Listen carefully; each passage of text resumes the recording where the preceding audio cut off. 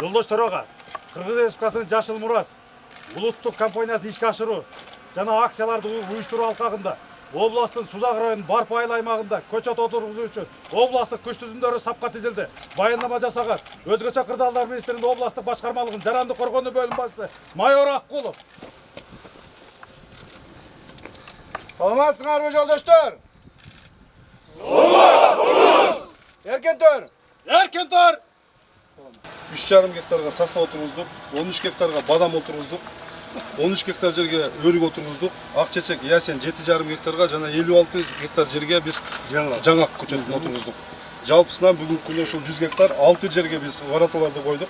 Воротаны койгонубуздун себеби суу карганып, тамчылатып сугаруу маселесин чечкенге чейин мындан сырткары өрт коопсуздугун алдын алуу максатында 6 жерге ворота койдук. Эми жалпысынан биз бүгүнкү күндө ушул жерге көчөттү отургузуп, мына бүгүнкү күндө суунун маселесин чечүү алдында турабыз.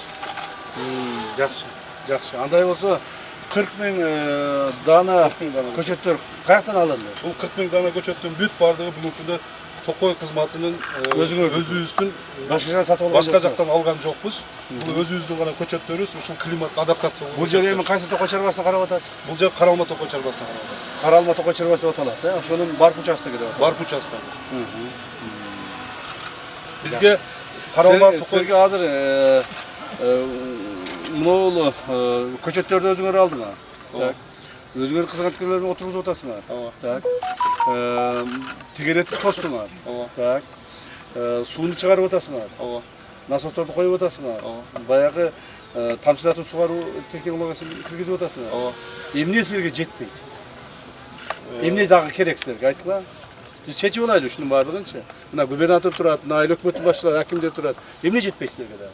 Бизде бүгүнкү күндө маселе жок. Эң негизгиси биз азыр убактылуу ушул баягы тамчылатып сугаруу системасы бир аз убакыт кетет экен.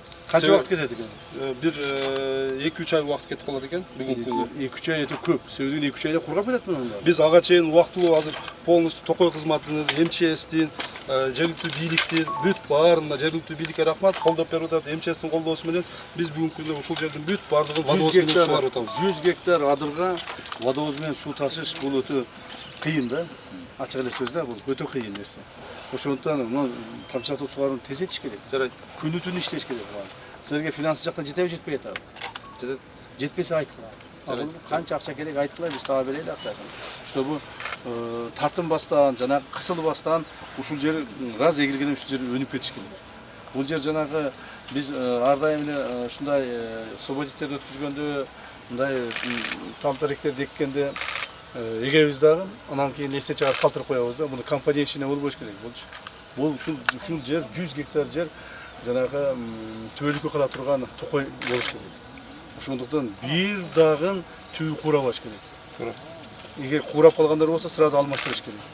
Ошондуктан бул жерге атай адамдарды бөлүп берип, иштетип, түнү күнү карап, бул деле көчөттөр деле азыр эгилип атат көчөттөрдүн баардыгы жаш баладай кичинекей нерсе да. Кичинекей жаш баладай нерсе. Буларга мындай кылыш керек, жакшылап караш керек, жанагы орусча айтканда уход кылыш керек буларды. Суусун карап, башкасын карап, өрттөн сактап, бүт караш керек. Ушунун баардыгын сиздер мына өзгөчө кырдаалдар министрлиги камсыз кылышыңыздар керек. Макулбу?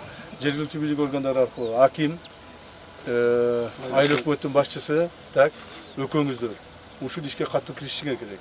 Макулбу? Мына негизги кыла турган иштер ушул. Ушул иш мына баардыгыбыз иштеп жүрөбүз да, туура. Мына өзгөчө кырдаалдар министрлиги Токой чарбасы айрыкча. Токой чарбасынын кылган иштерин көрүнбөйт эле. Мына быйыл көрүнүп атат. Ушул результатты кармап калышыбыз керек. Нактап каралышыбыз керек. Анан кийин эгип коюп, ушул бойдо мына бүгүн эктик чаң шөкөт менен кетип калып, бул жер калып кетип, куурап, эртең бозоруп жүрбөсүн. Айыл өкмөт, аким, Токой чарбасы личный башыңар менен жооп бересиңер. Макулбу?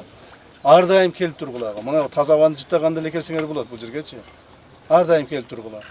Бир аптада бирден келип, аккот кылып, атты минип алып, жөө кыдырып дегендей. Макулбу? Кызыгышыңар керек да, бул адамча кызыгышыңар керек. Анан эгерде кызыкпастан жөн эле калтырып кое турган болсоңор, анда естественно курап калат. Ушул азыр жөн калтырып койсоңор, ушул эккендердин ашып калса 20% калат, калаган баары курап калат эгерде карабай койсоңор. Макулбу? Эгиш бул болгону жасалып аткан жумуштун бир 20% да, калган 80% Кароодон. Кароодон, уход. Ошону карашыңар керек. Макулбу? Эч ушуну тартылмастан жакшылап карагыла. Сиздерге рахмат мына Токой чарбасына, өзгөчө кырдаалар министрлигине ишиңер мына көрүнүп атат. Ушинтип иштеш керек. Урматтуу президентибиз Садам Кожоевичтин ушул Жашыл мурас деген өткөн жылдан баштап жүргүзүп аткан чоң иштери бар. Бүт мамлекетибиздин бардык бунун бурчтарында ушул жумуштар жүргүзүлүп атат. Масштабдуу жумуштар жүргүзүлүп атат. Кээ бир жерлерде биздин чиновниктерибиз эгип коюп, карабай коюп, кууратып койгон жерлери дагы бар. Бирок ошо урматтуу президентибиздин бүгүнкү жүргүзүп аткан Жашыл мурас саясатынын колдоо максатында ушул иштер жүргүзүлүп атат. Демек биз ошо өзүбүз мындай мамлекеттик деңгээлде мындай катуу киришишибиз керек. Макулбу? Бул жерде бардыгыңыздар. Эми губернаторду айтпайм, күндө келип кара деп. Губернатор дагы бир айда бир келип карап турса болот. Тигил аким бир айда 2 жолу келсин. Айыл өкмөт ар аптада чыгып турсун. Токой чарбасы күндө иштесин. Вот ошондой результат болот. Макулбу? Поливке субботник уюштурасыз. Ооба. Поливтерди карагыла, ноол эмелерди көрдүңөрбү? Тегерегинде мал жаны өтө көп да. Коюлган мына эмне деп коет мына тосмолор бар. Тосмолорун жакшылап карагыла, малдар сындырып кетиши мүмкүн. Малдар эле эмес, адамдар да бар, кээ бир адамдар бар. Ушул мындай түшүнүгү төмөн адамдар бар да. Аларды эле сындырып кетиши мүмкүн. Ошолорго катуураак чара колдонуш керек. Бул жерде милиция органдары да катуураак караш керек. Участковый барбы? Ким бул участковый башчысы? Начальник УУД. Мына сиз караңыз, макулбу? Мына олордун сакталышы боюнча силер карагыла. Мына мүлктөрдүн сакталышы боюнча ылдыйда мына насостойлор курулуп атат. Бул жерде водоемдор курулуп атат. Мына бул сеткалар курулуп атат. Ушуларды карагыла. Милицияларды коргоо, жергиликтүү жашоочулар менен түшүндүрүү иштерин жүргүзгүлө. Макулбу? Бул жер буюрса, ушул бактардын баардыгы отуруп жакшынакай болуп кеткен болсо, ушул жергиликтүү элдин гана бактысы болот. Туура бул азыр убактылуу бул жерде жай тарып атат, малыбызды бакканга жер жок болду, үйүбүздөн чыгарып эле ушу адырга кое берип коет элек деген нааразычылыктар болушу мүмкүн. Бирок келечекте кийинки муундарга, азыркы өсүп аткан жаш наристелерге 10-15 жылдан кийин, 20 жылдан кийин бул жерде целый Токой болот. Ошолордун жемиштерин алат. Мына 56 гектар жерге жаңак эгилип атыптыр. Бул жаңакты эмне башка жактан келип эч ким көтөрүп кетпейт. Ушул жергиликтүү элдер алат. Ушулар колдонот. Мына бул жерде жана башка өрүк эгилип атыптыр, бадам эгилип атыптыр. Ушунун түшүмдөрүн баардыгын жергиликтүү эл колдонот. Так? Ушулардын баарын элге түшүндүрүп айткылаган, жеткизгиле. Так? Элдер анан ушундай туура түшүнүшсүн. Анан сырткары бул жер эми ушул эгилген тал теректер, дарактар, токойлор бул биздин экологияга дагы, так, адамдын жашоо турмушуна, ден соолукка дагы чоң пайдасын тийгизет. Бул жер мына азыр эле көгөрүп турат. Жаз чыкты, мына апрель айында көгөрөт. Майдан баштап могул жер боп-боз болуп саргайып, какырап, топурагы чыгып, эч ким баспай калат буяк, адам баспай калат. Так? А эгерде биз Токой кылып кое турган болсок, жыл бою бул жерде жашыл болуп турат. Жыл бою бул Токойдон жакшы дем алганга кислороддор бөлүнүп турат. Адамдын ден соолугуна пайда болот. Ошол эле эл журтка, ошол жерде жашаган элге толук бойдон ошол таза аба парк болуп жетип калат. Так? Кийин мына Токойлор бутуна туруп калгандан кийин элдер чыгып мунун ичине жанагыдай кылып гүл айтышат, ойношот. Бул жерде жакшынакай чоң парк болот. Кийин барып, эми азыр эрте бир 5 жылдан кийин, же 10 жылдан кийин мына тосмолордун баары алынат. Тосмолордун баары кереги жок болуп калат. Тосмолор алынат, уже элдер ичине кирип, ичинде ошол жер жемишин алып алат. Ичинде да керек болсо мал жанды дагы ошо ичине кайтарса боло берет. Чөбүн чаап алат. То есть бул экономикалык жагынан да өтө ыңгайлуу. Ушул нерсени биз көрсөтүшүбүз керек. Макулбу? Мына жергиликтүү бийлик органдары силердин колуңарга ушунун баарын өткүзүп берип атабыз. Ушунун баары пайдалуу экендигин билип туруп, анан ушу урматтуу президентибиздин көтөргөн демилгеси да ошондой болуп атат. Жерлерде токойлорду көбөйткүлө, жерлерде ушул жашылдандырууну көбөйткүлө деп ошон үчүн суранып атат, дагы ошон үчүн тапшырма берип атат. Ошол тапшырманы мына биз өкмөттөн келип аткарып атабыз. Жергиликтүү бийлик органдары ушуну колдоп, кубаттап иштетип калышыңар керек. Макулбу? Анан эгерде иштете албай калсаңар, же болбосо ушул токойлорду кууратып койсоңор, сактай албай калсаңар, анда бул юридикалык баа менен айтканда должностное преступление болот. Так, жанагы эмеден да жооп бересиңер, мыйзам тарабынан дагы, адамдык жактан да жооп бересиңер, и моралдык жактан да жооп бересиңер. Макулбу? Ошон үчүн ушуга жеткизбегиле. Жеткизбесе жакшылап иштегиле. Мен сиздерге ишенем. Мына губернатор бардыгын көргөн, мамлекеттин көп жерлеринде иштеп келген кызматкер. Бул киши жакшылап иштейт деп ойлоймун. Мына аким 3-4 жылдан бери аким сиздер канча болду аким болуңузга? 4 жыл аким болдуңуз мына. Сузак районунун бар жерин билесиз. Өзүңүз Таластан келдиңиз беле? Вот Таластан келдиңиз, зато Сузак районун бүт билесиз. Элдер менен жакшы сүйлөшөсүз, мен сизди билемин.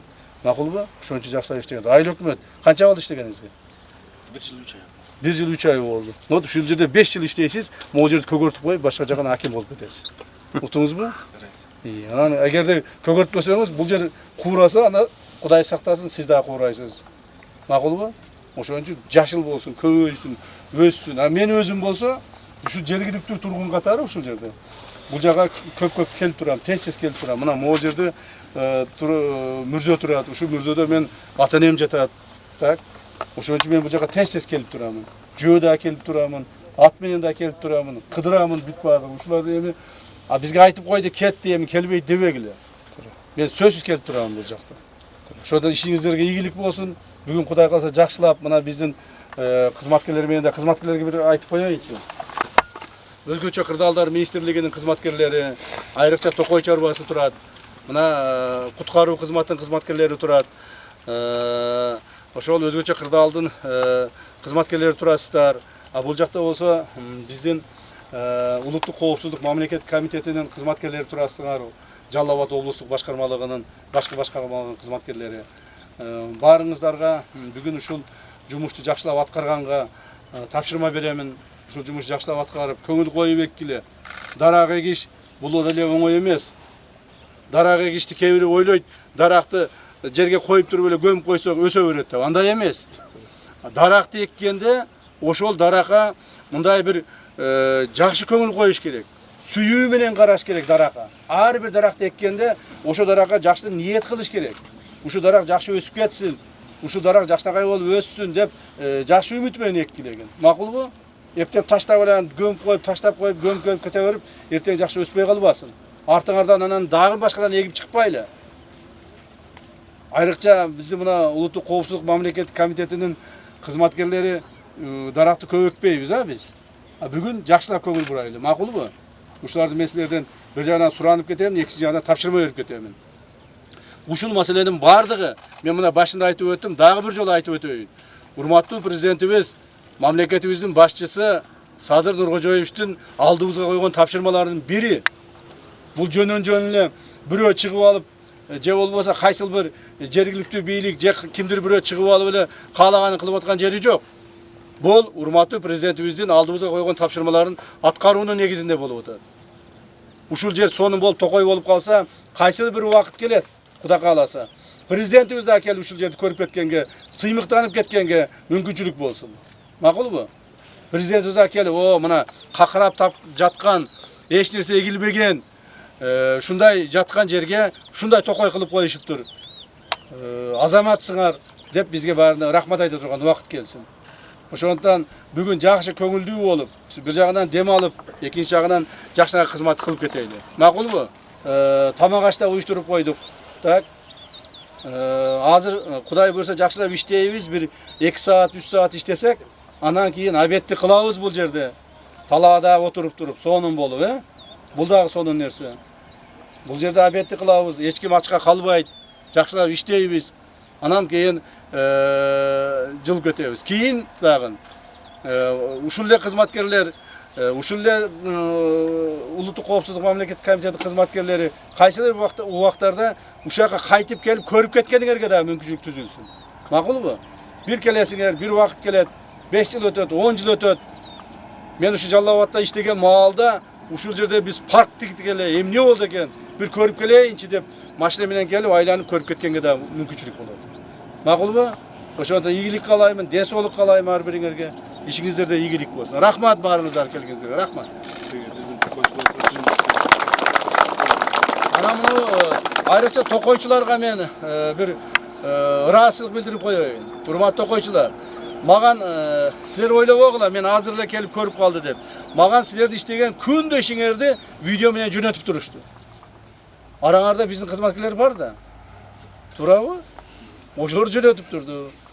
Муну жакшы иштеп атат, муну эме кылып атат, кичине арамзачылык кылып атат деп. Бирок негизинен Токой чарбанын кызматкерлерине чоң алкыш, рахмат силерге. Мына ушул жерди ушундай кылып бердиңер, мына. Чаңы чыгып, бозоруп, мына бир айдан кийин бозорот. Мен ачык айтайын, ушул бозоруп, чаңы чыгып жаткан жерди жап-жашыл токойго айлантып аткан силерге рахмат. Чоң рахмат. Ден соолукта болгула. Эми ушуну кармап калгыла, макулбу? Жакшылап иштегиле экен, кармап калгыла. Анан Токой кызматкерлерине, мен ушуну айттым го, мен ушу жергиликтүүмүн деп, ушул жердин кулуну болом, ушул жерде жашап өткөм. Мен кичинекей маалымда жанагы мектепте окуган маалда, андан деле кичинекей маалымда ушул жерлерде менин балалык издерим ушул жерлерде калган. Ушул жерлер топурак болчу. Бүт. Могул жака чырыш терген чыгат элекпиз. Так. Бүт балалык издерим ушул жерде калган. Атам менен ээрчишип, ушул жерде канча жүрдүм. Кой багып, мал багып дегендей. Ушул жерлерди мына силер Токойго айландырып атасыңар. Ошондуктан Токой чарбасынын кызматкерлерине сиз жакшылап списогун түзүп бериңиз. Мен өзүмдүн атымдан жакшы бир белектерди берейин, Рахмат. Урматтуу кызматкерлер, азыр ар бирөөңүздөргө участок боюнча бөлүнөт. Аерде кара топурак, кызыл топурактар төгүлгөн. Тамырларын аккуратно отургузасыңар. Послойно кылып, утрамбовка кыласыңар. Сөзсүз сууну сугарып кетесиздер. Ошо менен анан эгип атканда бутакты тигирээк кармайсыңар. Аяка бияка ийип кийин кыйшык кетпесин. Анан уже кийинкиде уже сугарышты уже биздин кызматкерлер уже сугарып кете берет. Ошо. Анда ишибизге ийгилик болсун да, кана. Амин. Амин. Мына баардыгыбыз ушул Алла Таалам берген ыйык орозго бүтүп, мына айт майрамдарына турабыз. Айтыңыздар маарек болсун баарыңыздардын. Алла Таалам кылган ишибизге береке берсин. Амин. Рахмат. Баштагы. Бuna men xizmatkorlarim da bular. Ha, молодцы, to'qoychilar. Sizlarga men o'zim belek beraman. Boya aytdim-ku, to'qoychilarga hozir eме qilamiz. To'qoychilarga da shunday yangi formani tegib berdik. Belarusga tkандан. Sizlar өмүр бою to'qoy менен qaytasizlar. Мондай кепкаларды алып бердик, мондай. Bir gün birinchi kun ishlab atgan jo'qsizlar. Bugun kelib to'qoy tegib ketib qola turgan odam emasizlar. Өмүр бою to'qoy менен qaytasizlar. To'g'ri? Айлыктар боюнча да проблема бар окшойт, а? Айлыктар булар эң төмөн болуп атат. Булардыкы буларда. Все, давай, to'qoy чарбасынын айлыктары боюнча мен урматтуу президентибизге далаш этейин. Мен ойлойм, президентибиз эч кандай силерди мындай көңүл сыртынан калтырбай. Макулбу? Рахмат. Бул ишиңер боюнча мен өзүм силерге белек берем. Адан списокко түшүп калгыла, списокко түшүп. Списокто.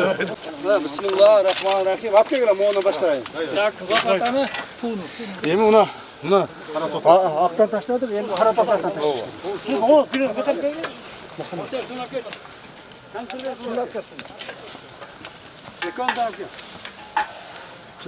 Аралаштырып кебелешип. Анан дагы бир маселе бар да. Муну дарак эккенде, муну лункасын ачып коюш керек. Муну ачып коюш керек. Ошондон ушул күн көрүп туруш керек да. Жердин бетинде туруш керек да бул. Муну күн көрүп туруш керек. Ушундан күн көрүп ушул жерден мына дем алып турат. Мына эмелечи. Мен атам ушинтип үйрөтчү эле. Могу жерге чейин көмүшүбүз керек да. Анан кийин ошонун баарын айткыла да, мына работниктерге көрүнүп туруш керек. Все. Бuyur. Так. Bu girişiç. Oğlum жақсы эле анан. Мындайда. Бuna to'qoychilar жақсы билет. Кейбір адамның қолынан еккені өсіп кетеді. Кейбір адамның қолынан еккені өспей қалады. Ушундай болот да. Мен кичинекейинен биз көп дарак эктик да. Анан биз эксек эле өспөй калчу эле, анан атам эксе эле өсүп кетчү да. Ошону атамдан сурасак айтчу эле да, ушу даракты эккенде буган мээримди төгүп, жакшынакай кылып, ушундай сонун үмүт менен эгиш керек депчи. Жөн таштап туруп таштап койсок анда болбой калышы мүмкүн да. Ошон үчүн сиздин колуңуз жакшырабы деп сурап атканым ошондон. Эгер жакшы болуп өсүп кетсе, анда менин колум. Өспөй калса да сиздин колуңуз. Бул дарак эч качан болбойт. Только көбүрөөк бул дарак. Көп куйбам. Жер дагы жакшы. Ным. Азыр таза эге турган маалда азырчы. Кечеги жагын чачында сонун болуп берди. Азыр эге турган маал мына. Сонун болуп Кудай буйрса. Өсүп кетсе мен эктим, өспөй калса Мурат менен Бобек экти болот да.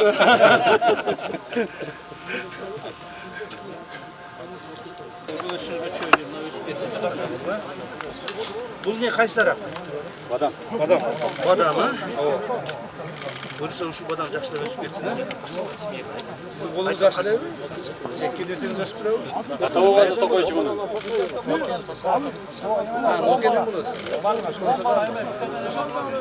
Жакшы токойлор жакшылап карап атасызбы? Токойда караган адамды даракта караган адамды сүйөт да.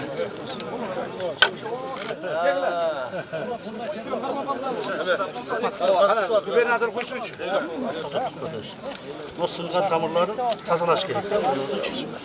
Сынган тамырларды тазалаш керек. Мына азыр мына бычкачыңар болуп калыптыр. Биз кичинекей маалда муну ата бычак менен кесчү, балта менен кесчү. Муну тазалап коелу.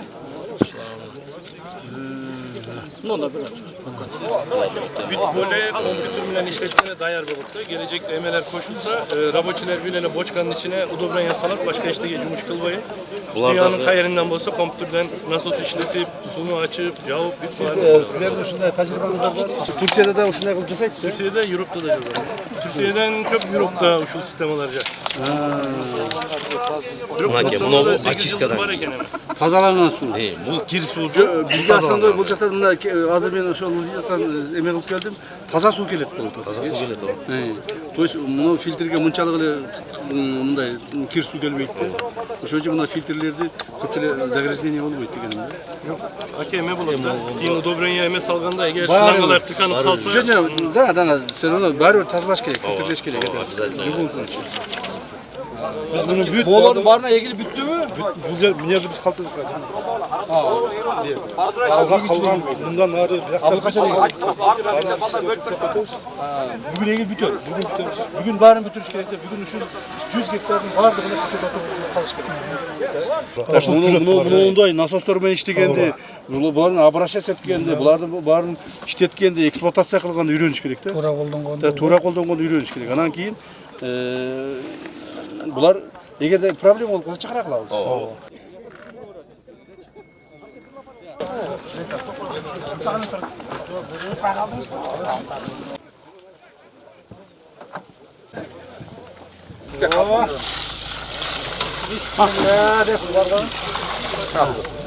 Ana şu 100 yıldır canında Abdullah Esen'in de çeket. Бул жаңактарчы. Жаңак 100 жыл эмес. Жаңак 1000 жылга чейин өсөт. 1000 жылга чейин өсөт. Мына мурда мен бир тарыхты айтып берейин. Мурда Кыргызстандын бардык булуң бурчтарынан, мына Фергана өрөөнүнөн, так? Мына Кыргызстандын бардык булуң бурчтарынан мурда бул дүйнөдөн өткөн баягы ата-бабаларын, даңктуу адамдарды, хандарды, даңктуу адамдарды, байларды, бийлерди, эл башкарган адамдарды алып келип ушу Арсланбапка койчу. Мага айтып берген, Садыр Кожоевич өзү лично айтып берген, Садыр Кожоевичтин дагы канча бир ата-бабасы Арсланбапка алып келип койдурган экен. 4-чü dedi. Жок. Ооба, 4-чү, 5-чи. Анан 7-чи ата-бабасы мына бул эмеге Кротко койдурган экен. Аюбулакка койдурган экен. Садыр Кожоевич, мына биздин президентибиздин ата-бабаларын көлдөн өткөн кадыр барктуу кишилерди алып келип ушу Арсланбапка коюшчу экен. Анан эң ушу акыркы ошол маалдагы жанагы 7-чи бекен атасын садыргы алып келип эмеге койгон экен, курортко койгон экен, жалап аткачы. Ошондон биз ham көлдүк биз.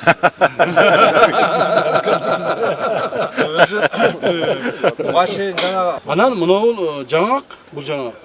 Эмне үчүн ушундай мен ойлоп атам да, эмне үчүн ошондо ошол маалда ошол жактан алыс жактардан алып келип коюшкан бияка депчи. Себеби биринчиден ал жер баягы ушундай бир кыргыздын ыйык жерлери деп эсептелген. Арсланбап жергеси. Экинчиден мен ойлойм ал жерге ушу жаңактардын да касиети барбы дейм да. Ал жерде жаңактар миңдеген жылдардан бери өсүп турат. Дүйнөдөгү талаа жаңактарынын, талаада өскөн жаңактарын плантация деп коет. Ушу плантация, жаңак плантацияларын дүйнөдөгү эң көп эмеси ушу эмеде, Арсланбапта. Дүйнө жүзүндө балдар. Бул Кыргызстанда, Средний Азияда же азиатский контингентте эмес, дүйнө жүзүндө Арсланбаптай көп жер жаңагы, то есть мына жаңактын плантациялары өскөн жер жок да. Мына биз ушундай уникальный жерде жашайбыз да. Мына ошолордон келген жаңактар Кудай кааласа бизде да өсүп кетсин, а. Бул дүйнө жүзүнө жаңак Кыргызстандан таркаган да. Айтып атпаймынбы? Бул миңдеген жылдар. Эми муну мындай окумуштуулар тактап айтпасаңыз биз бир цифраны айтыштан мен тартынып атам да. Миңдеген жылдар ушу жаңак бизде өсүп турган. Бул дүйнөдөгү эң көп плантация жаңагы. Так. Анан ушул жаңактан тарап отуруп, дүйнөгө тарап отуруп, анан и грецкий да болду, и турецкий да болду, и испанский да болду, и венгерский да болду. Ушинтип отуруп жаңактар тарады. Бирок на самом деле дүйнөгө бул жаңак бизден тараган, кыргыз жаңагы. Мындан ары биз ушуну мындай баягы грецкий, тияк бияк, турецкий дебестен, муну биз кыргыз жаңагы деп аташыбыз керек да. Кыргыз жаңагы деп аташыбыз керек. Айрыкча муну аташтын, муну кылыштын негизги маселе жергиликтүү бийлик органдары, мына губернаторлор, акимдер, МЧС, токой чарбалары макулбу? Мындан ары мунаны грецкий, дебестен, бул кыргыз жаңагы. Өзүнүн аты менен Кыргыз жаңагы деп айтышыбыз керек. Бул ошондо биз тарыхка кайтып келген болобуз. Ошондо биз тарыхка ошол өзүнүн баасын берген болобуз. Биз өзүбүздү кыргыздар өзүбүз көтөрө албайбыз да. Ойлойбуз грецкий болсо эле жакшы экен деп. Не? кыргыз жаңы деп. Наоборот, гректер бизден алып барып туруп грецкий болгон. Бизден алып барып турецкий жаңак болуп атат. Бизден алып барып кытайлар мына. Кытайда жаңак өскөн эмес, кытайлар мына бизде апарып кыргыз жаңагын өстүрүп атат. Ушунун баардыгын мындай бренд кылып жасашкан аракет. Мындан ары кыргыз жаңагы деп айтайлы. Ким грецкий жаңак деп айтса не дейбиз?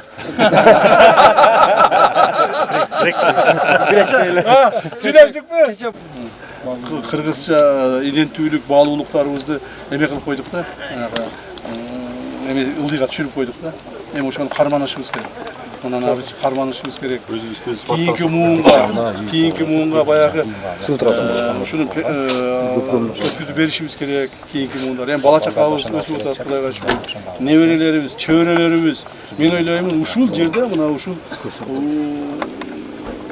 эмеде токойду. Ушул азыр эгип аткан токойубузда бир 20, 30, 50 жылдан кийин мен башкасын билбейм, мен точно мен неберелерим келип ушер ойнойт.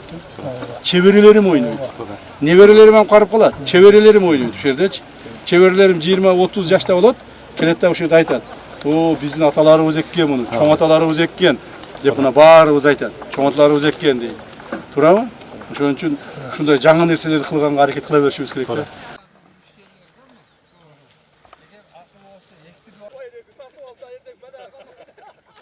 Кудайым талант тынччылык, аманчылык болсун. Мына бул күндөр аяктап, айт күнүнүн эртеси бул эле айт.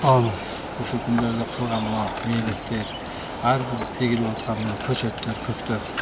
Аллах таала ушу иштебиз калгылсын, ушул жерде жаткан ата-баба кылыпчысы жетип, ушул туугандарыбызга Кудай таалам рахматын өлөп, убада кылган жаннатынан насып. Ушул жерде биздин жалаң ушул айылдан тууган уруктарыбыз, ата-бабаларыбыз, ата-энебиз, атам жатат, апам жатат, менин бардыгыбыздын ошо ата-энелерибиз ушул жерде.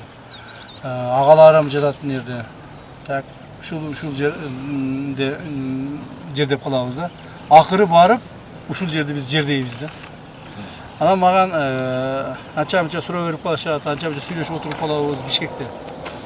Анан айтышат, баары өтөбүз да. Анан мен айтам, эгерде мен ушу дүйнөдөн өткөн болсом, мени айылга апарып, айылдагы мырзөгө койгула деп айтам да. Балдарыма да ушуну суранам. Айтышат да, жок, сиз эми дейт, нерде ошол жалаң мамлекетке чоң кызмат кылган, башка кылган адамдардын өзүнүн чоң мырзөсү бар. Ошол жерге калтырса керек. Мына деп ошентишет да. Мамлекетте көптөгөн эмелериңиз бар. Мамлекетибиздин кыргыз элинин баатырысыз, ошол жерде калтырса керек сизди дейт. Мен айтам, жок деп. Эми адам өткөндөн кийин сүйлөй албайт да ошочу. Айта албайт. Ошо керез болуп айтылып калсын деп башынан айтып кетем да мен жүрөм да. Бир күн биз да өтөбүз. Кайсы бир күндөрү да. Ошондо балдарыма эми айтам да, мени ушу айылдагы мырзөгө атам менен апамдын жанына апарып коесуңар депчи. Атам менен апамдын жанында өзүм ушу алып койгон жер да бар. Мен ар дайым Молдекеге айтам. Молдеке ошол жерди эч кимге бербе депчи. Ушундай. То есть ошон үчүн биз кыргыздар ушундайбыз да. Туулган жерди, туулган өскөн жерлерди жакшы көрөбүз, ошол жерде эме кылабыз. Бирок ошол эле мезгилде мына ушул маселе кече чек ара маселесин чечкенде достук айылына туш келбедиби? Мамлекеттин керегине жараганда ошон үчүн бизди төрөлгөнүбүз эле ата энебиз төрөлүп өскөндөн баштап ата энелерибиз дуга берет, эл керегине жара, мамлекеттин керегине жара, элдин баласы бол, элдин уулу бол деп келет да. Ошондо бата берип келет. Бул эми тилек да. Кээ бирлер эми билип тилек кылат, кээ бирлер билбей эле бирок тилек кылат. Ой, элдин баласы бол, элдин уулу бол деп. А бул не деген? Бул деген ошо элибиз кыйынчылык болуп турганда, элдин башына мүшкүл иш түшүп турганда, ошол мүшкүл ишти өзүнө алып туруп, анан кийин ошо элди ушундай мүшкүлдөн чыгарып кете турган тилек да. Ушундай нерселерди мына кечеги Баткенде болгон коогалаңда биздин балдарыбыз көрсөттү. Биздин солдаттарыбыз, биздин баатыр солдаттарыбыз, чек арачыларыбыз өзгөчө кырдаал министрлигинен, ички иштер министрлигинен, коргоо министрлигиндеги кызмат кылган балдарыбыз көрсөттү. Кечеги акыркы 2022 жылы 18 4 күн болду башта. 4 күндүк кагылышууда биздин 49 балабыз каза болду. Так, мамлекетибиздин бардык улум бурчтарынан, буягы Таластан, тиягы Көлдөн, Нарындан, Баткен, Жалал Абад, Ош, Чүй каза болбогон региондон бала калбады да. Ошолор ушу эл жер деп, мына ушу тупрак деп, ушу жер деп анан өздөрүнүн эмесин өмүрүн кое беришти да. Ошол эле мезгилде мамлекеттин кереги деген ошол болот экен. Ушу достук айылы дагы биздин Баткен районундагы достук айылы. Бүгүнкү ушу чек ара чечилиш маалында башка биздин коңшу тарапка калды да. Калып элге керек экен, мамлекетке керек экен ошентип чечилди да. Бул бир адамдын каалоосу менен же бир нече адамдын каалоосу, каалабасы менен эмес, бул мамлекеттик керекке тийиш үчүн, элдин пайдасына болуш үчүн ушул нерсе чечилди. Туура кайсы бир деңгээлде ошол жерде жашаган адамдарга кыйын болушу мүмкүн, азыркы күндө жашап аткандарга. Ошол жерде жашаган азыркы күндөгү адамдардын жүрөгү ооруйт. Мен туулган жер эле, мен жашаган жер эле, ата энем туулуп өскөн жер эле деп таза жүрөгү ооруйт. Бирок ошол эле мезгилде ушунун бардыгын биз мамлекет үчүн, мамлекеттин келечеги, кийинки муундун келечеги үчүн ошонун бардыгын садакага чаап атабыз да. Жертвуем деп коет орусча. Мына. Так. Аларга мамлекет аларды дагы бар эми чыккыла, эмеден айылдан чыккыла дагы бул жерге мамлекет керек болду, кантип жашасаң ошентип жаша деп таштап койгон жок. Аларга ар бирине үй салып берип атабыз, ар бирине шарттарды түзүп берип атабыз, ар бирине керектүү нерселерди кылып берип атабыз. Анан эми ошол мамлекет аларды жерге таштабайт да. Бардыгын карап, мамлекет карап атат. Бирок ошол эле мезгилде биз мамлекет кызыкчылыгына бердик да. Эгерде кайсыл бир маалдарда эми ал болбой эле койсун же болбой бир Кудай билет. Кайсы бир маалдарда менин айылым, менин жерим мамлекетке керек болсо, мен бергенге даярмын. Менин айылым, менин жерим, ушу менин ата-анам жаткан мүрзө эгерде мамлекетке керек ушул, мамлекеттин пайдасы үчүн, кыргыз элинин, бүт кыргыз мамлекетинин тынчтыгы, келечеги үчүн дейсе, мен берүүгө даярмын. Жананы мен беремин. Мына ушундай патриоттуулук, мекенчилдик сезим ар бирибиздин жүрөгүбүздө болуш керек да. Биринчи кезекте, эң башкы кезекте мамлекеттин кызыкчылыгы, анан кийин өзүңдүн ички дүйнөңдүн, жеке үй бүлөңдүн, же айылыңдын, жериңдин кызыкчылыгы болуш керек да. Дагы бир жолу айтайын, мамлекеттин кызыкчылыгы деген маалда бир айылдын, бир жердин, же бир туулган жердин кызыкчылыгы деп отуруп калыш мүмкүн эмес. Ошо балдарыбыз эмне үчүн каза болду? Ошо балдарыбыз мамлекеттин кызыкчылыгы деп каза болду. Мамлекеттин эртеңки келечеги деп каза болду.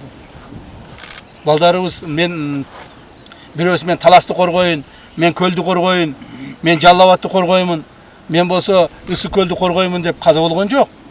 Алар мамлекет деп каза болушту. Кыргыз эли, кыргыз журту, кыргыз мамлекети деп каза болушту. Ошондуктан баягы туура эмес сүйлөп, баягы чагымчылдык айткандарга жооп ушундай болуш керек да. Жооп ушундай болуш керек. Биз сөзсүз түрдө мындан ары дагы кылымдар бою жашап келген кыргызыбызды, кылымдар бою болуп келген биздин кыргыз мамлекетин сактап калабыз деп сактап кала турган болсок, ар бирибиз мамлекеттик кызыкчылыгына жараша иш кыла беришибиз керек да. Мамлекеттик кызыкчылыгы болдубу? Бүттү. Өзүңдүн жеке кызыкчылыгың, үй бүлөңдүн кызыкчылыгы, айылыңдын кызыкчылыгы, тууган уруңдун кызыкчылыгы токтош керек. Токтош керек, мамлекеттик кызыкчылыгына карап кетиш керек. Мына ушул мүрзөгө Кудай буйрса, менин ата-энем да ушул мүрзөдө жатат, агаларым жатат ушул мүрзөдө. Кайсы бир маалда мен да келип ушул мүрзөгө жатам.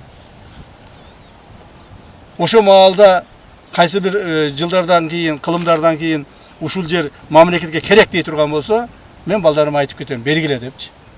Бергилегин. Деп эч кандай өзүңдүн кызыкчылыгың, жеке адамдык кызыкчылыгын карабаш керек деген ойлойм. Мына ушунун максаты негизинде бул жерде дагы ушу тигилип аткан биздин ушул токойлорубуз дагы ушу элибиздин кийинки келечеги деп атат. Мына баардыгыңыздар мамлекеттик кызмат иштеп атасыздар, Кудайга шүгүр. Бириң мына облустун башчысысың, бириң райондун айыл өкмөтүнүн башчысысың, бириң дагы башка кызматтардасың, мына министр болуп отурасыңар. Ушунун баардыгын эмне үчүн кылып атасыңар силер? Ушу элдин келечеги болсун деп. Мамлекеттин кызыкчылыгы. Мамлекеттин кызыкчылыгы болсун деп.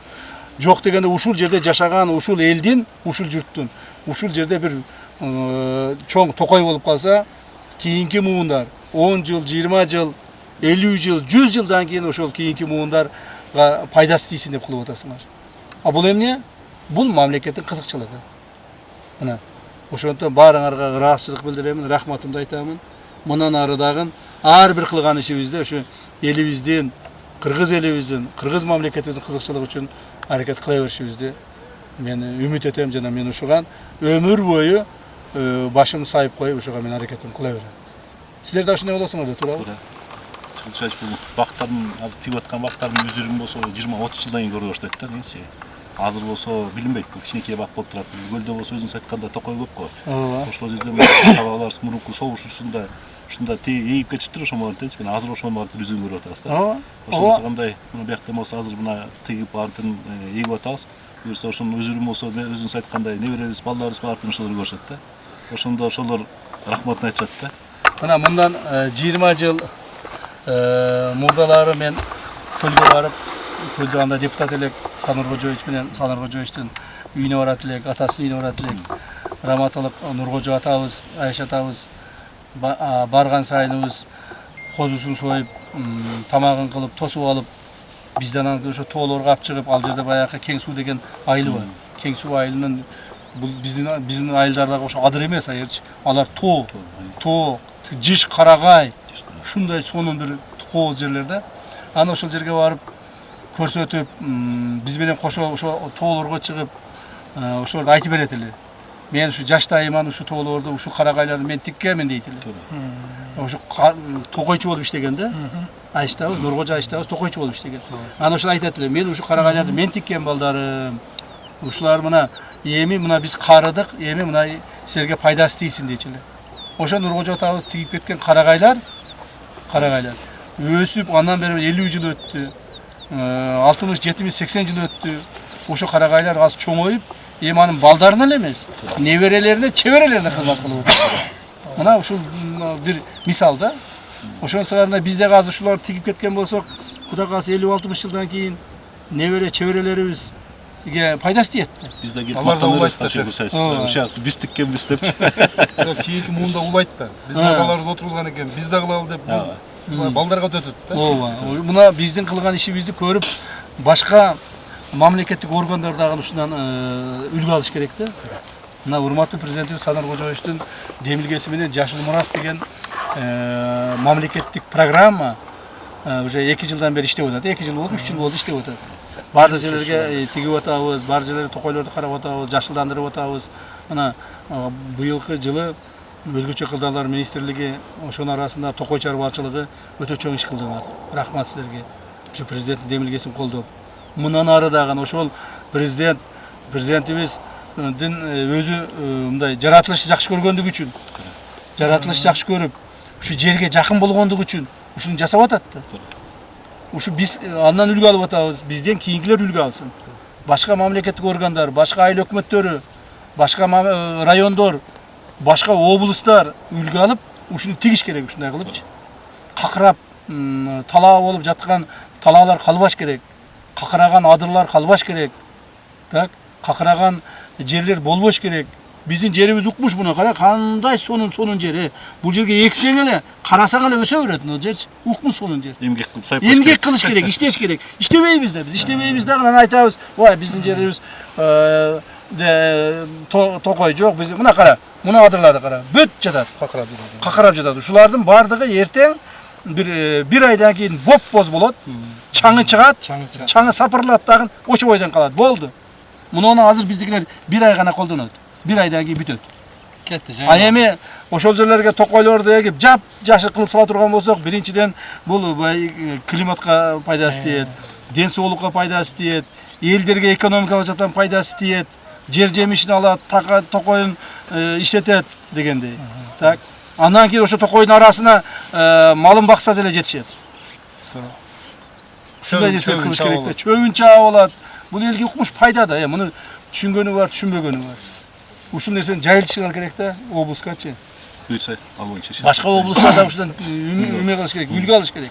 Мына кээ бир облустун жетекчилери кабинеттен чыкпай отурат. Мына тилекке окшоп чуркап жүрүш керек, эл менен басыш керек монтип, адырларда жүрүш керек. Мына министрлерге окшоп монтип көчөттөрдө отургузуш керек. Туурабы? Ошондо гана жакшы болот. Анан кийин кабинетте отуруп алып, Оштун мэри Жеңиш Токторбаев айтты эле, "Эй, сен гүлдү кагазга экпе, мына жерге ек" депчи. Кагазга экпей, жерге ек деп. Эң сонун сөз да булчу. Биз мына ар жылы отчет беребиз. Мына биздин баланча облусубуз ушунча миң түп эктик деп кагаз менен отчет беребиз. Текшерип келсең эч нерсе жок. Мына ошондуктан муну кагазга экпей, мына жерге егишибиз керек да. Рахмат, бардыгыңарга рахмат. Ушу инициатива көтөрүп кылгандарга. Буларды так эле алмаштырып карап турушат. Мына сынып турат. Секинрак ийин. Көрбөйсүзбү? Сынып турганда не кыласың? Ана сынып калган жер. Кийин Жарым. Алмаштыргыла. Лопатканы алып келип. Ошондо ар бирин карагыла, балдар. Мына жалын. Көпчүлүктө көрбөй калат, билбей калат демегиле. Мына ар бирин карагыла. Көрдүңбү? Мына сынып калат мына. Секин басып көрдүңбү мына? Көрдүңбү мына? Мына. Кел, немен алып кел. Алып кел. Ким? Сен атын ким эле? Автандил. Управление башчысы. Көрдүңбү? Мен бул жерге келип көрбөйлөр. Мен ал жерде өтүп кетип көрүп атам. Сынып калган. Алмаштыргыла мунучу. Алып кел. Башка эмени алып келип, Алмаштырып келди ал биз. Алмаштырып кетесиңби? Алмаштырып келди. Ошо карагыла. Жоктор полный алмаштырып, алиги сынган немелер алмаштырып. Сынганын анча-мынча өспөй калганын башкасы алмаштыргыла. Тез. Алмаштырып келди ал. Пас кайтып келебиз. Алдырақ да. Ушул экен, Жер, мына. Бар көрүнөт. Buyak görünöt. Muna trassa görünöt bütünlüğü. Muna Özbekistan, Kanavat, Sevetovat, buyağı Begavat, buyağı Bazarqorgon, Suzak, buyağı Жаллават барды көрінеді. Ушул жерге сонун кылтырып, бийик кылтырып жерге флагшток коябыз. Кыргыздын флагы желектеп желбиреп турсун. Туурабы? Кыргыздын жүрөгү тоолордо. Башкалар флаг штокторду жалаңына шаарга коя берет го. Биз тоолорго коя беришибиз керек. Тоо кыргыздын жүрөгү. Утуңарбы? Биз кыргыздар флагтарды, флаг штокторду тоолорго коя беришибиз керек да. А башкалар шаарларга коя берет. Мына эме мэр дагы молодец, тоолук да, ана тоого коюп койду флаг штокту. Көрдүңөрбү? Ана. Ошон үчүн туура болот ушул жер. Мына өзүңүздөргө белгилүү болгондой, мына бүгүнкү Жалал-Абад облусу Сузак районунда Барпайлы округундагы иш-чаранын негизги максаты урматтуу президентибиз Садыр Кожоевич Жапаровдун 2 жылдын мурдагы баарыбызга жарыялаган Жашыл Мурас чоң жашылдандыруу кампаниясынан кийин ушул маселелер көптөгөн жерлерде көтөрүлүп келе жатат жана аткарылып атат. Ошонун негизинде бүгүн ушул жерге мындай эч нерсе өспөгөн, мындай какырап турган жерге 100 гектар жерге токой тигип атабыз. Бул токойлордун арасында ар түрдүү өсүмдүктөр бар, дарактар, жаңактары бар, өрүк бар, алча бар, жана башка өсүмдүктөр бар. Мына бул негизги максат, бул жерде өзүңүздөр жакшы билесиздер, ушул токой Кудай буйруп иштеп кала турган болсо, ушул токой ушинтип өсүп кете турган болсо, бул жерде биринчиден бул экологиялык чоң пайда келтирген болобуз. Бул адамдын ден соолугуна дагы, жердин кыртышына дагы чоң пайда. Экинчиден экономикалык жагынан дагы ушул жергиликтүү жашаган элдердин ушул токой өсүп калгандан кийин жер жемиши менен пайдаланып, көптөгөн экономикалык дагы пайдалары болот. Ошентип бул маселе өтө жакшы жолго коюлуп атат. Эми бул жерге жөн эле эгип эле коюштун максат эмес, эми эгип эле койсоң бул өзүнө өсүп, өзүнө жакшы болуп кетет. Муну караш керек. Кароо жакшы болуш керек. Ошондуктан мына өзгөчө кырдаалдар министрлигинин токой чарбасы ушул маселеге милдеттендирилди, жергиликтүү бийлик органдары менен кошо. Жана бул жерден баягы тамчылатып сугаруу ыкмасын колдоно турган болдук. Аны үчүн Турциядан келген жанагы специалисттер менен кошо ушул жерде толук бойдон сугарып чыга турган болдук. Бул жерге негизинен 37 миллион сомго ошондой тамчылатып сугаруу системасы орнотула турган болду. Анын 5 миллионун МЧС берсе, 5 миллионун облустук жетекчиликтен фондун ала турган болду. Ал эми калган 27 миллионун спонсорлор тарабынан биз таа бере турган болдук. Ошону менен 37 миллионго бул жакшы бүгүнкү күндөгү эң мындай талапка жооп берген современный суу системасын, тамчылатып сугаруу системасын орнотобуз. Ошону менен бул жерлер каралат. 100 гектардын баары тегелеп тосулду. Жана мен ойлоймун, ушул ыкманы, ушул жумушту баардык жерде улантышыбыз керек. Бул бир эле айыл өкмөттө, бир эле район жасап койбостон, баардык облустарда, республикабыздын бүт булуң бурчтарында ушул маселе боюнча жергиликтүү бийлик органдары, облустун жетекчилери, министрликтер ушул иштерди улантыш керек деп ойлойм. Бизде токой чарбасы мына былтыр 1650 гектарды эккенбиз. Көчөттөрдү быйылкыга 2000 гектар деп пландаштырып атабыз. Адан тышкары биз былтыр Түп районуна 300 гектар ар кандай өсүмдүктөрдү эктик. Бул жерде мына азыр Сузак районунда 100 гектар өсүмдүктөрдү эгип атабыз. Эртең мына Базаркоргонго барабыз, аякта дагы бир топ кылып туруп, бир токой кылып уюштуруп атабыз. Айдан дагы бир 300 гектарды бөлдүрүп, жергиликтүү бийлик менен биргелеп, эртең ошол жакта да баштайбыз. Өз негизинде эгүүчү көчөттөрүбүз бул жаңгакка аябай көңүл буруп атабыз. Өрүктөргө, бадамга, мистеге, мындай хвойный порода дарактарга, ошолорго бир жакшы көңүл буруп, анын негизинде Садыр Кожоевичтин аябай чоң тапшырмасы бар. Ошо Кыргызстаныбызды жашылдандыруу, будан эле тышкары жолдордун бойлоруна аябай көктөттүрүп, көчөттөрдү эгип, адан тышкары мындай токойлорду жакшы кароо боюнча Анан негизинде мага азыр дүйнө жүзү боюнча да ошо климаттык өзгөрүлүштүн дагы байланышы ошого аябай катуу таасирин берип атат да, мындай токойлордун жок болуп кетип атканы. Мына биз канчалык токой бизде жыш жана кенен боло турган болсо, ошончолук Кыргызстанга көөлөкө болот, элдерге көөлөкө болот, дем алуучу жайларыбыз көп болот. Ошо эле ошо азыр айтылгандай токой дем алуучу эле жайларда эмес, жана ошодон тышкары түшүм алып келүүчү дагы жайлардан болот. Себеби бир де мына 56 гектарга жаңактарды эгип атабыз. Жаңактардын түшүмүн толугу менен ошо тегеректе жашаган элдер өзүнүн тирилигине, өзүнүн жумушуна колдонушат да. Көчөттөр өзүбүздөн эле чыгып атабы же чет элден алып кетесиз? Көчөттөрдүн баарын биз толугу менен өзүбүздүн питомниктерден чыгарып атабыз. Себеби дегенде четтен алып келген көчөттөр алардын приживаемость деп коет. Бир 2 жыл, 3 жылдын ичинде 20%, 30% калып атат. Калгандары вообще жараксыз болуп атат. Өзүбүздөн алганда дагы мисалы бизде 40 токой чарбабыз болсо, ар бир токой чарбабызда өзүнүн питомниктери бар. Мисалы Төптүн токой чарбасынын питомнигин көчөттөрү бул жакка жарабайт, Жалал Абадка жарабайт. Же Баткендин питомнигин көчөттөрү мисалы Чүйгө жарабайт. Ошондуктан бул жерге дагы биз ошо именно Жалал Абадтын токой чарбасынын көчөттөрүн колдондук. Көрктөндүрүү боюнча милдеттенме кайсы токой чарбага милдеттенме берилген? Уже мындай токойлорду, көчөттөрдү эккенден кийин уже сугаруу жагы бул жергиликтүү бийликтерге көбүнчө жүктөлөт. Жергиликтүү бийлик бирок алардын да кыйынчылыктары бар. Себеби бул багытта бюджетке акча каралган эмес. Бул жактан кыйла эле кыйынчылыктар бар да. Биз эктик деп бир канча чыгымдарды чыгарып атабыз. Бирок кийин өстүрүү маселеси аябай курч турат. Ана ошондуктан мына азыркы биринчи иретте пилотный проект катары мына 100 гектар жерге биз израильский технология менен, израильский насосторду, израильский берки шлангаларын алып келип, ошо Туркиянын компаниясы бизге орноштуруп атат. Жалпы баасы ошо 37 миллион сом болду. Кудай буйрса, ошо азыркыдан баштап биз ошо булардын ишин көрсөк, 3 айлык мөөнөттө алышты.